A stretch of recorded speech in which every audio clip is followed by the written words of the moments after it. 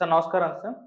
నమస్తే. Sir CM Revanth గారితో సినీ ప్రముఖుల భేటీ అయితే ముగిసిపోయింది. అయితే అందులో టాలీవుడ్‌కు కొన్ని ప్రతిపాదనలు చేశారు సీఎం రేవంత్ రెడ్డి గారు. అందులో మేజర్‌గా కొన్ని బయటకొచ్చాయి సార్. వాటిలో ఒకటి ఈ బెనిఫిట్ షోలు అండ్ టికెట్ రేట్ల పెంపు విషయంలో మాత్రం సానుకూలంగా వ్యవహరించలేదు. దాన్ని పెంచడానికి గవర్నమెంట్ పెద్దగా ఆమోదం తెలపలేదు అని చెప్పేసి వార్తలైతే వస్తున్నాయి సార్. మరి ఇప్పుడు ఇదే కరెక్ట్ అయితే ఇదే నిర్ణయం గనుక తీసుకుంటే దీని ఇంపాక్ట్ ఏపీ గవర్నమెంట్ పైన కూడా పడుతుందా? ఏపీలో కూడా ఇటువంటివే అమలు చేసే అవకాశం ఉందా? అప్పుడైతే ఆ టైంలో మరి పాన్ ఇండియన్ సినిమాల పరిస్థితి ఏంటి? బిగ్ బడ్జెట్ సినిమాలు మరి ఉంటాయా? ఉండయా? సో వీటిపైన మీ ఒపీనియన్ ఏంటి సార్? బెనిఫిట్ షోలు అండ్ టికెట్ రేట్ల పెంపు సినిమాల పైన ఎటువంటి ప్రభావాన్ని చూపిస్తాయి? అంటే ఇక్కడ ప్రధానంగా బెనిఫిట్ షోస్‌కి సంబంధించి హ్మ్. ఫ్లోర్‌లో చెప్పిన మాటకి కట్టుబడి ఉంటాను అని సీఎం గారు చెప్పినట్టుగా మనకు తెలుస్తోంది. ఓకే. ఇంకా వీళ్ళు బయటకొచ్చి మాట్లాడితే ఇంకెన్ని వివరాలు తెలుస్తాయో అప్పుడు చూడాలి. ఓకే. అయితే బెనిఫిట్ షోస్ రద్దు విషయంలో ఆయన సీరియస్‌గా ఉన్నారు అనే మాట వినిపిస్తోంది గానీ, ఈ టికెట్ల రేట్ల పెంపుకు సంబంధించి అంత పట్టుబట్టినట్టుగా కనిపించటం లేదు. హ్మ్. అంటే మేబీ టికెట్ల హైక్ ఉండొచ్చు. అంటే ఇచ్చి పుచ్చుకునేటువంటి ధోరణిలోనే ఉన్నారు. రెండోది బెనిఫిట్ షోస్‌కి సంబంధించి కూడా ఆ మాట కూడా ప్రస్తావనకు వచ్చింది. అంటే రోడ్ షోస్ చేయటము ఇలాంటివి చేయకండి. జనరల్‌గా ఏదైనా ఒక ఊరేగింపు చేయాలంటే పోలీస్ పర్మిషన్ కావాలి. ఓకే. వితౌట్ పోలీస్ పర్మిషన్ మీరు ఊరేగింపు చేస్తే దాన్ని వయలేషన్ కింద భావించి కేసులు పెట్టాల్సి ఉంటుంది. నిజానికి మొన్న అల్లు అర్జున్ చేసినటువంటి రోడ్ షోకి ఆయన మీద విడిగా ఒక కేసు నమోదు చేసే అధికారం ఉంది ప్రభుత్వానికి. అయినప్పటికీ వాళ్ళు అలాంటి పనేం చేయలే. జెంటిల్‌గానే వ్యవహరించారు. అది కూడా సీఎం గారు ప్రస్తావించినట్టుగా తెలుస్తోంది. హ్మ్. బాబు రోడ్ షోస్ చేయమాకండి. శాంతి భద్రతలు అనేది చాలా ముఖ్యం ప్రభుత్వానికి. శాంతి భద్రతలకి విఘాతంగా ఎవరు ఎలా ప్రవర్తించినా దాన్ని సీరియస్‌గా పట్టించుకోవాల్సి ఉంటుంది. హ్మ్. వాళ్ళు ఎంత సెలబ్రిటీస్ అయినప్పటికీని కాన్షియస్‌గానే ఉంటాం మేము అనేది ఇండికేషను. ఓకే. ఈ సందర్భంగా ఫర్దర్‌గా ఇలాంటి సంఘటన రిపీట్ కాకుండా సంధ్యా థియేటర్ సంఘటన లాంటివి రిపీట్ కాకుండా ఉండటానికి మా వంతు కృషి మేము చేస్తాము. తప్పనిసరిగా మీరు చెప్పినటువంటి మీరు ఆవేదన వ్యక్తం చేసినటువంటి అంశాలన్నిటినీ మేము సీరియస్‌గానే పట్టించుకుంటాము. కాన్షియస్‌గానే ఉంటాము. డెఫినెట్‌గా అలాంటి ప్రమాదాలు జరగకుండా మా వైపు నుంచి ఏ జాగ్రత్తలు తీసుకోవాలో అన్నీ తీసుకుంటామని అల్లు అరవింద్ గారు స్వయంగా చెప్పినట్టుగా కూడా ఒక వార్త బయటకొచ్చింది. హ్మ్. అంటే బయటకు వస్తున్నటువంటి వ్యవహారాన్ని బట్టి ఇది టోటల్‌గా సంధ్యా థియేటర్ ఇన్సిడెంట్ చుట్టూయే తిరిగింది. అందుకని ఈ బెనిఫిట్ షోస్ విషయంలో కొంత ఆయన పట్టుదలతోనే ఉన్నారు. ఓకే. ఇక్కడ బెనిఫిట్ షోలకు సంబంధించి ప్రధాన సమస్య ఏంటంటే సింగిల్ స్క్రీన్స్‌లో దీనికి ప్రాబ్లమ్ ఉంది. హ్మ్. ఎందుకు ప్రాబ్లమ్ అంటే బెనిఫిట్ షోస్‌కి టికెట్లు కొనేవాళ్ళు చాలా ఎక్కువ డబ్బులు పెట్టుకుంటున్నారు. అవును. జనరల్‌గా టికెట్ ప్రైస్ హైక్‌కి ప్రభుత్వం ఆమోదించింది వేరు. ఏది మల్టీప్లెక్స్‌లో 700కి అమ్ముకోమన్నది. హ్మ్. సింగిల్ స్క్రీన్‌లో రూ. 350కి బాల్కనీ టికెట్లు అమ్ముకోమని చెప్పారు. హ్మ్. అది వేరు. ఆ గొడవ వేరు. ఇది వేరు. ఇది బెనిఫిట్ షోస్, టికెట్ల హైకు ఇది ఒక లింకు. అది ఒక లింకు. సో అది ఉంటుంది. జనరల్ షోస్‌కి పెంచుకునే హైక్ ఉంటుంది. బెనిఫిట్ షోస్‌తో పాటు ఈ 1200 నుంచి 3000 అమ్ముకోవడం అనేది ఉండకపోవచ్చు. ఓకే. ఆ ఏరియాలో కొంచెం ఆయన సీరియస్‌గానే ఉన్నాడు ఇప్పటికి. ఇది మొదటి మీటింగ్. కొంత సమయం పోయిన తర్వాత ఆయన వీళ్ళ ప్రవర్తన పట్ల ఆయనకి ఒక నమ్మకం చిక్కితే హ్మ్. ఆయన డెఫినెట్‌గా కన్సిడర్ చేయవచ్చు. ఆల్రెడీ అంటే సింగిల్ స్క్రీన్స్ ఇప్పుడు ఆయన చెప్పేది ఏంటంటే మీరు ఎక్కువ రేట్లు పెట్టి టికెట్లు కొన్న వాళ్ళు సైకిళ్ళు వేసుకు రారు. వాళ్ళు పెద్ద వెహికల్స్‌లోనే వస్తారు. అవును. వాళ్ళని అకామిడేట్ చేసేటువంటి పరిస్థితుల్లో మీ థియేటర్స్ లేవు. దాంతో ఏమవుతుందంటే హెవీ ట్రాఫిక్ అంటే లోపల థియేటర్ పార్కింగ్ కన్జ్యూమ్ చేసే వాహనాల కన్నా రిజెక్ట్ చేసే వాహనాల సంఖ్య ఎక్కువ ఉంటుంది. వాటిని ఎక్కడ అకామిడేట్ చేయాలనేది ఒక ఇష్యూగా మారుతుంది. అందుకని బేసికల్గా ఆయన ఈ గందరగోళం అంటే నిజానికి ఈ ఇష్యూకి సంబంధించి వాళ్ళతో ఏం మాట్లాడాలి, ఏ విషయాల మీద కొంచెం పట్టుదలతో ఉండాలి, ఎక్కడ లూజుగా ఉండాలి అనే దానికి సంబంధించి ఆయన ఆల్రెడీ అధికారులతో ఒక సమావేశం జరిపి ఉమ్, ఆ సమావేశంలో వచ్చినటువంటి అవుట్కమ్తో వచ్చి ఇక్కడ కూర్చున్నాడు ఓకే. సినీ ప్రముఖులతో. మళ్ళీ ఆయన 3ంటికి సిడబ్ల్యూసి మీటింగ్కి వెళ్ళాలి. ఉమ్, అందుకని వీళ్ళతో తొందరగా తను అధికారులతో తను కూర్చున్నప్పుడు వచ్చినటువంటి అవుట్కమ్ ఏమిటి అనేది వాళ్ళకి వివరణ ఇచ్చేసి దాని మీద ఎక్కువ చర్చ లేకుండా దాన్ని ముందుకు నడిపించేశాడు. వీళ్ళకు కూడా ఆర్గ్యుమెంట్కి అవకాశం లేదు, ఎందుకంటే ఒక మిస్టేక్ జరిగి ఉన్న క్రైసిస్లో ఉన్నారు వీళ్ళు. అందుకని వీళ్ళు సంధ్యా థియేటర్ లాంటి సంఘటనలు రిపీట్ కాకుండా చూసుకుంటాము అని మాత్రం బలంగా గద్గద స్వరంతో చెప్పారు. అంతవరకే. ఓకే. ఇది అయిపోయిన తర్వాత అంటే టికెట్ల హైక్ ఉంటుంది. ఏ హైక్ జనరల్గా ఒక 2 వారాల పాటు రేట్లు పెంచుకునే అధికారం ఉమ్, అవకాశం కల్పిస్తున్నారు. దాని ఒరిజినల్ రేట్ కంటే డబుల్ లేదు త్రిబుల్ ఛాన్స్ ఇస్తారు.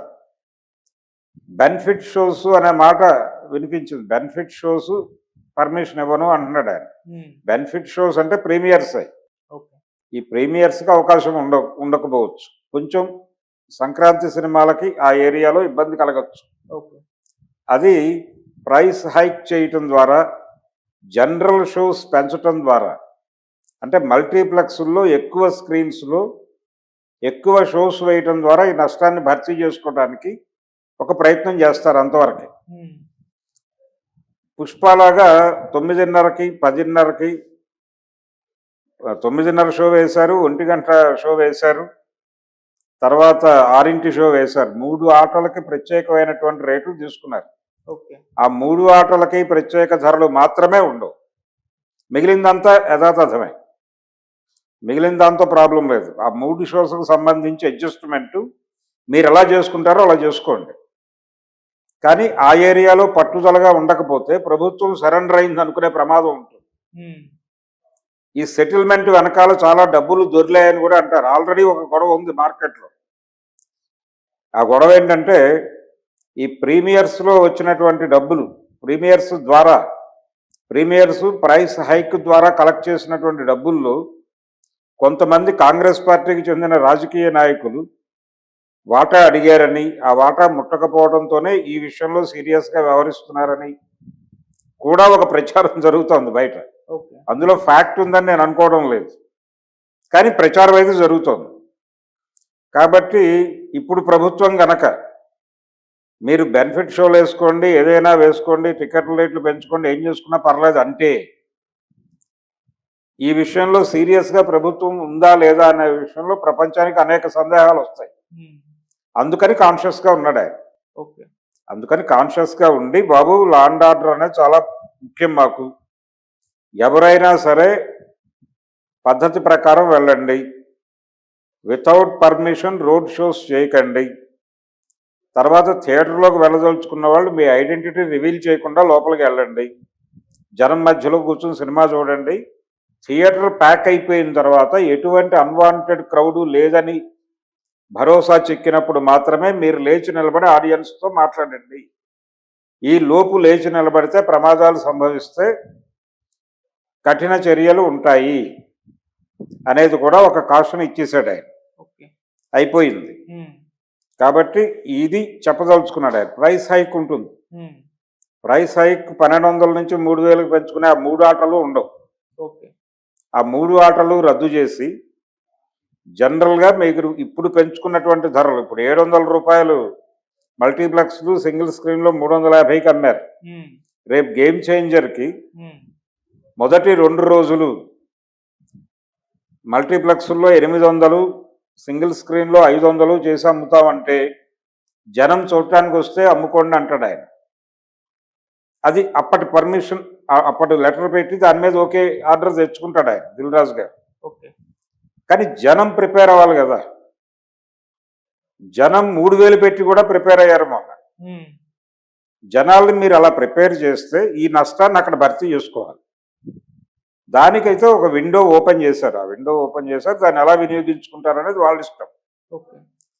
ఇది టోటల్గా. అయితే ఇక్కడ ప్రధానంగా మనం చూడాల్సింది ఏంటంటే ఒరిజినల్గా ఈ సినిమాకి ఎంత అయింది, ఉమ్, పుష్ప 2కి ప్రొడక్షన్ వాల్యూ ఎంత ఉంది ఆ సినిమా చూసిన తర్వాత మనకు వచ్చే అభిప్రాయం. ఎంత తన్నుగులాడినా 300 నుంచి 400 కోట్లు దాటే ఛాన్స్ అయితే లేదు అది, ఓకే. దాని ప్రొడక్షన్ వాల్యూ. ఉమ్, కానీ అది 700 కోట్లు పెట్టి తీసాము అనే మాట దొర్లింది. ఓకే. 700 కోట్ల పైన బడ్జెట్ అయింది మాకు అని మాట్లాడారు. అంటే రెట్టింపు రేటు వాళ్ళు హైప్ చేసి క్రియేట్ చేశారు. దాన్ని రిటర్న్స్ రాబట్టుకోవడానికి మాకు ఇంతకంటే మార్గం లేదు కాబట్టి మాకు అనుమతి ఇవ్వండి అని అడిగితే వీళ్ళు కన్సిడర్ చేశారు. ఉమ్, అంటే వాళ్ళు తమ ప్రాజెక్ట్ కాస్ట్ని వాల్యుయేషన్ సర్టిఫికెట్, జనరల్గా బ్యాంకుల్లో లోన్ తీసుకునే వాళ్ళు తమ ప్రాపర్టీ తాలూకా వాల్యుయేషన్ సర్టిఫికెట్ని కొంచెం పెంచి రాయించుకుంటారు. ఓకే. రాయించుకుని బ్యాంకు నుంచి లోన్ తెచ్చుకుంటారు. ఒకవేళ ఆ ప్రాపర్టీ విడిపించుకోలేకపోయినా వీడికి నష్టం రాదు, అది వదులుకుంటాడు. చాలా బ్యాంకుల నుంచి ఆక్షన్స్కి వచ్చేటువంటి ప్రాపర్టీస్ అవే. అలాంటి డ్రామా ఒకటి నడిపారు. ఉమ్, అది క్లియర్గా అర్థమవుతుంది. ఓకే. మ్యాక్సిమం 300, ఉమ్, 300 కోట్ల సినిమా అది. దాన్ని 700 కోట్లుగా ప్రొజెక్ట్ చేసి ఈ ప్రైస్ హైక్ తెచ్చుకుని వాళ్ళు ఇనీషియల్ అంటే 2 రోజుల్లోనే కుమ్మేయాలని చూశారు. వాళ్ళు అమ్మిన రేట్లు వేరే. వాళ్ళు అమ్మిన రేట్లు 1000 కోట్లుగా అమ్మారు సినిమాని. 1000 కోట్లు కొనుక్కున్నవాడు ప్రాఫిట్లో బయటకు వెళ్ళాలి కదా. ఉమ్, అందుకని ఈ ప్రైస్ హైక్, ప్రీమియర్స్ దాని ద్వారా కొంత సేవ్ చేశారు. వెరీ మార్నింగ్ షో టాక్ వచ్చే లోపే వాళ్ళు పెట్టినటువంటి ఇన్వెస్ట్మెంట్లో మెజారిటీ షేర్ వచ్చేయాలి. అది ప్రోగ్రామ్. ఓకే. ఆ వ్యూహం వర్కౌట్ అయింది ఆ సినిమాకి. ఇప్పుడు కూడా ఈ సంఘటన జరిగిన నేపథ్యంలో ఇండస్ట్రీకి కొంచెం ఒళ్ళు దగ్గర పెట్టుకుని వ్యవహరించాలి. ఉమ్, గ్రాంటెడ్గా బిహేవ్ చేస్తే ప్రభుత్వాలు క్షమించవు అనేటువంటి కొంచెం భయం నేర్పించే ప్రయత్నంలో ఉన్నాడు రేవంత్ రెడ్డి. ఓకే. ఆ భయం నేర్పించడం కోసం ఆయన శాంతి భద్రతలు ఇవన్నీ మాట్లాడాడు వాళ్ళతో. ఇండస్ట్రీకి సంబంధించిన ఇతర సమస్యలు వాటి పట్ల సానుకూలంగానే ఉంటామని చెప్పారు. దాంతోపాటు ఈ విషయాల్లో నాకు ఇది కావాలి. రెండోది ఆయన కోరింది ఏంటంటే డ్రగ్స్ ఇలాంటి విషయాలకు సంబంధించి కొన్ని ప్రమోషనల్ వీడియోలు కావాలని గతంలోనే కోరాడు. ఈ ప్రమోషనల్ వీడియోస్ ఎవరో ఒకళ్ళతో చుట్టేసి పంపిస్తున్నారు కొంతమంది. ఉమ్, అది కాదు. ఏ సినిమా కోసం మీరు మా దగ్గరికి పర్మిషన్ల కోసం వస్తున్నారో ఆ సినిమా హీరో హీరోయిన్స్తోనే చేయించండి. అది చేయిస్తే దాని ఇంపాక్ట్ ఉంటుంది అనేది సీరియస్గా చెప్పినట్టుగా మనకు తెలుస్తున్నటువంటి విషయం. ఓకే. అంతకు మించి ఆయన పెద్ద కోరికలేం కోరలా. ఆ 3 ఆటలు మర్చిపోండి అన్నాడు. ఆ 3 ఆటలు టెంపరీగా మర్చిపోండి. పరిస్థితులు సానుకూల పడితే భవిష్యత్తులో తిరిగి సమీక్షించి చేయవచ్చు. ఉమ్, అయితే కోమటిరెడ్డి వెంకటరెడ్డి గారు ఒక మాట అన్నాడు, సినిమా సందేశాత్మకమైతే అప్పుడు స్పెషల్ రివ్యూ చేసి ప్రజలకి ఉపయోగపడే సినిమా అనుకున్నప్పుడు ఆ స్పెషల్ కన్సిడరేషన్ ఇస్తాము అని, ప్రతి సినిమాని రివ్యూ చేస్తామనే మాట అన్నాడు ఆయన. ఉమ్, ఒకవేళ రేపు సంక్రాంతికి గేమ్ చేంజర్ అనేది ప్రజలకు ఉపయోగపడే సినిమా, అది ఎన్నికల వ్యవస్థ మీద కామెంట్స్ ఉన్నాయి, దానిలో వ్యవసాయ రంగానికి ప్రభుత్వం ఇస్తున్నటువంటి సహకారానికి సంబంధించిన కొన్ని అంశాలు ఉన్నాయి. ఈ నేపథ్యంలో అది ఒక సందేశాత్మక చిత్రము అనేటువంటి కేటగిరీలో వాళ్ళు కన్సిడర్ చేస్తే దానికి ప్రీమియర్స్ వేసుకోవడానికి 1500 నుంచి 10,000కి అమ్ముకోవడానికి పర్మిషన్ ఇవ్వచ్చు. అవును. అది ఛాన్స్ ఉంది, ఇంకా టైం ఉంది కాబట్టి చూద్దాం. ఈ ఫస్ట్ మీటింగ్లో అయితే ఆయన పర్టికులర్గా ఈ విషయంలో రిజిడ్గా ఉన్నాడు. ఓకే. ఆ రిజిడ్గా ఉండటం అనేది కనిపించింది. నష్టపోయే ప్రమాదం ఏం లేదు ఇండస్ట్రీ. ఉమ్, ప్రైస్ హై అంటే ప్రీమియర్స్ లేకపోవడం వల్ల నష్టపడిపోయి వాళ్ళు ఇంకా పాన్ ఇండియా సినిమాలు తీయలేరా అనేటువంటి సందేహాలు అక్కర్లేదు. ఓకే. మీరు పాన్ ఇండియా లెవెల్ సినిమా చేయడానికి 300 కంటే అవ్వదు ఏం చేసినా. ఈ సినిమాకి అయింది కూడా అదే. కానీ 700 దాకా ప్రొజెక్ట్ చేసి దాన్ని అమ్మే ప్రయత్నం చేశారు. దాని మీద వీళ్ళు ఆశించిన దానికంటే 300 కోట్లు అదనంగా వచ్చింది. ఉమ్, ఆ అదనపు డబ్బులు బయ్యర్స్కి రావడం కోసం వీళ్ళు సినిమాకి ఒక హైపు ఫేవరు క్రియేట్ చేశారు. ఆ హైపు ఫీవరు క్రియేట్ చేయడంలో భాగంగానే ఈ ఇన్సిడెంట్ జరిగింది. ఓకే. అందుకని ఇలాంటి ఇన్సిడెంట్లు జరగకుండా థియేటర్ల దగ్గర కేర్ తీసుకోండి అని చెప్తున్నాడు ఆయన. ఉమ్, ఆల్రెడీ ఆ కేర్ కార్యక్రమం మొదలైంది. సంధ్యా థియేటర్లో గేట్స్ ముందు బారికేట్లు పెట్టేటువంటి కార్యక్రమం, అలాగే ఇతర మార్పులు చేర్పులు చేస్తున్నారు. ఎక్కువ మంది రోడ్డు మీద నిలబడకుండా స్ట్రైట్ అవే థియేటర్లోకి అలౌ చేసేటువంటి ఒక ప్యాసేజ్ ఏర్పాటు చేయడం కోసం కొన్ని మార్పులు చేర్పులు చేస్తున్నారు అక్కడ. ఓకే. పని మొదలైంది. అందుకని అరవింద్ గారు కాన్ఫిడెంట్గా చెప్పగలిగాడు, ఇలాంటి సంఘటనలు పునరావృతం కాకుండా చూసుకుంటాము అని. ఉమ్, ఆయనకు కావాల్సిందే అదే. వీళ్ళు సబ్మెసివ్ గాను కన్ఫెసివ్ గాను తన దగ్గరకు వస్తే ఆయన సానుకూలంగా స్పందించడానికి సిద్ధంగానే ఉన్నాడు. సినిమా పరిశ్రమ వర్సెస్ రేవంత్ రెడ్డిగా ట్రీట్ చేశారు ఈ విషయాన్ని. ఉమ్, అలాగే ప్రొజెక్ట్ చేసే ప్రయత్నం చేశారు మీడియా నుంచి కూడా. అటువంటిది ఏమీ లేదు, ఇది అనవసరంగా కల్పిస్తున్నటువంటి కథనం. ఇన్సిడెంట్ జరిగింది కాబట్టి మేము రియాక్ట్ అయ్యాం తప్ప ఇంతకు ముందు మీ పట్ల ఏమన్నా వ్యతిరేకంగా ఉన్నామా మేము? మీరు కదా అడిగింది టికెట్ల రేట్లు పెంచుకుంటామని, మేము సంతకం పెట్టాంగా.